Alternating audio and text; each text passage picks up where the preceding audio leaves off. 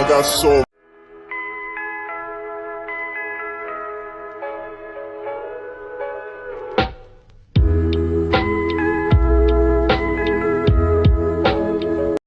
Assalamualaikum warahmatullahi wabarakatuh. Hello everyone, how are you? I hope you are all well. Today, we will be discussing a very interesting book on the title Style, Language Variation, and Identity, written by Nicholas Copeland. This book invites us to understand how the way we speak can reflect who we are. Have you ever wondered why we speak in different ways depending on who we are talking to? Well, this book tries to answer that question. Let's start exploring the book Style, Language Variation, and Identity and see how the way we speak can tell a lot about us. Okay, let me introduce the book.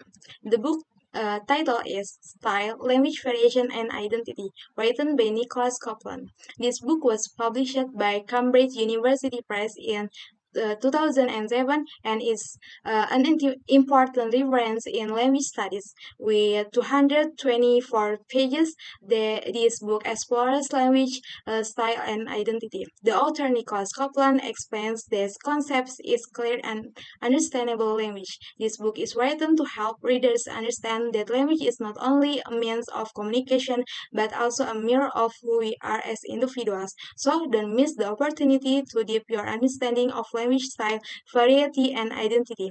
Let's explore the book. Okay, before we talking about chapter one by one, let me explain about the author, Nicholas Copeland. Nicholas Copeland is research director of the Center of Language and Communication Research at Cardiff University, UK. He is a social linguist who has contributed to the development of communication and communication theory. Nicholas Copeland has also contributed to the development of social linguistics. His work, Style, Language Variation, and Identity, explains how stylistic choices can be used to project social identity and create different social relations. His work has had significant implications in a variety of contexts, including proselytizing, intercultural communication, and interpersonal interaction. He has many books like Style, Language Variation, and Identity, Social Linguistic Reader and Course Book, The Handbook of Language and Globalization, Discourse and Identity, Handbook of Communication in the Public Sphere, and the next Social Linguistics and Social Theory, Language Society, and the Elderly Discourse, Identity and Aging, the Social Linguistic of Narrative, and the last, the Social Linguistic of English in the UK. Okay, there is 7 chapters in this book. The first, introduction; the second, style and meaning in social linguistic structure; and the third, style for audiences; the fourth, social linguistic researchers for styling; the five, styling social identities; the six, high performance and identity stylizations; and the last, coda, style and social reality. Okay, now we are talking about the chapter one by one. Chapter 1, Introduction. This chapter explains what style in language is and why it matters. Style is the way a person speaks, which can change depending on who they are talking to or the situation. In addition, it talks about how people use language when talking on the phone, at work, or when talking to friends. This chapter begins from pages 1 until 31. And this chapter have 7 subchapters. Each material has examples. In this chapter, the author explains that we live in a modern age where people move frequently and are connected to each other globally. The author wants to show how language and the way we speak can help us understand our social identity. Style is the way we use language to show who we are and how we want to be seen by others. And the next, chapter 2. This chapter discusses how speaking styles can vary in different social groups. For example, the way children speak at school might be different from the way they speak at home. This chapter begins from pages 32 until 47 and have 5 subchapters. Each material has example and some graphics. This chapter reviews the beginnings of research on language style, starting with William Leboeuf's research. Leboeuf showed that the way people speak can vary depending on their social class and the situation is which they are speaking. It also emphasizes the importance of understanding stylistic variation within a broader social context. And the next, chapter 3. This chapter explains how people may change the way they speak depending on who is listening. For example, we may speak in a different way to a friend than a teacher.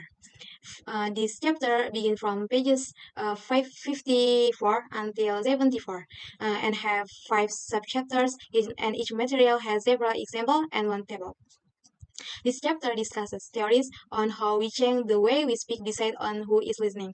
Theories such as audience design and speech communication theory show that we often adjust our speech style to make the listener feel more comfortable or to achieve certain communication goals. And next, chapter 4.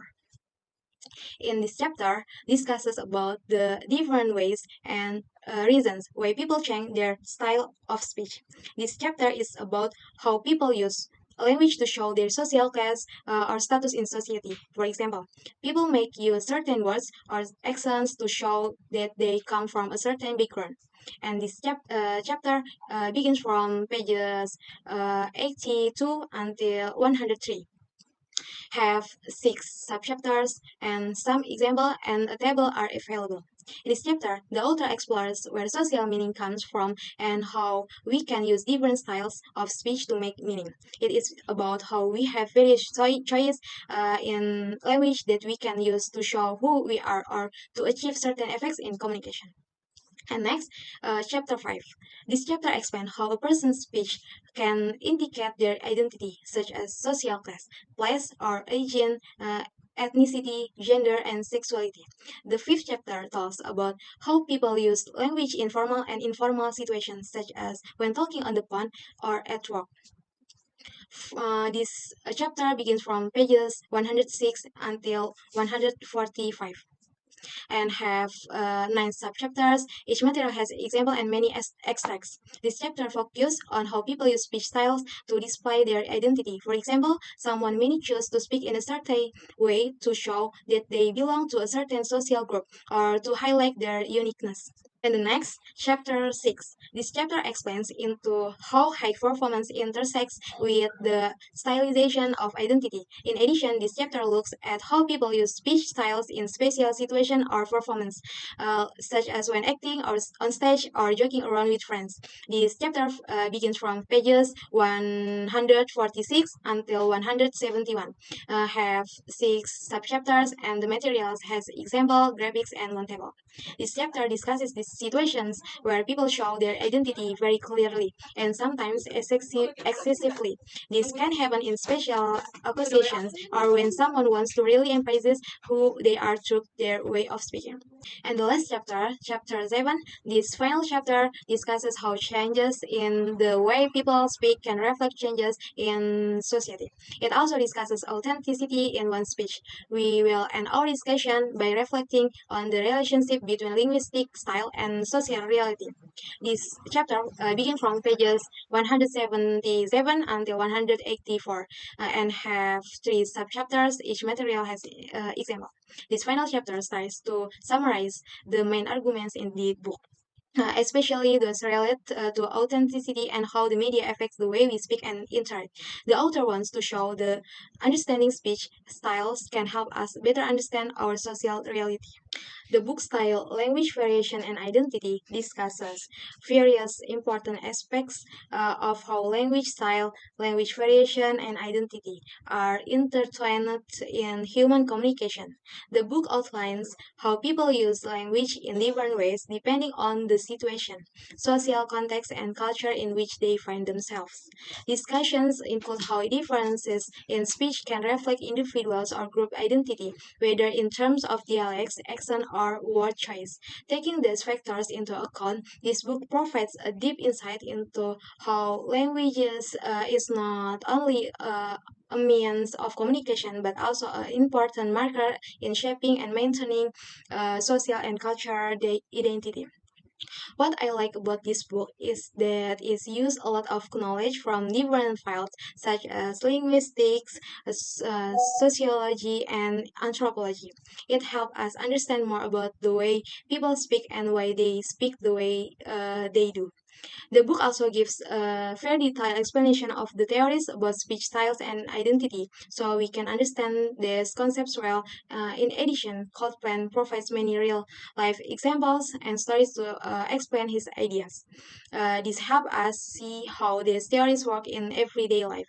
But there is the limited from the book. The writing style is stiff and formal, which can be boring for those who are not used to academic writing. The book uses a lot of theories that are difficult to understand, especially if we haven't studied about this topic before, so it can be a head edge if we are not used to it. Overall, the book style, language variation, and identity is an excellent book for understanding how the way we speak can show our identity. However, it is quite complicated and more suitable for people who are already familiar with academic theories. If we are just starting to learn about the topic, we may need additional help to understand all the content. I think enough for this review. Thanks for listening and see you in the next video. Bye bye.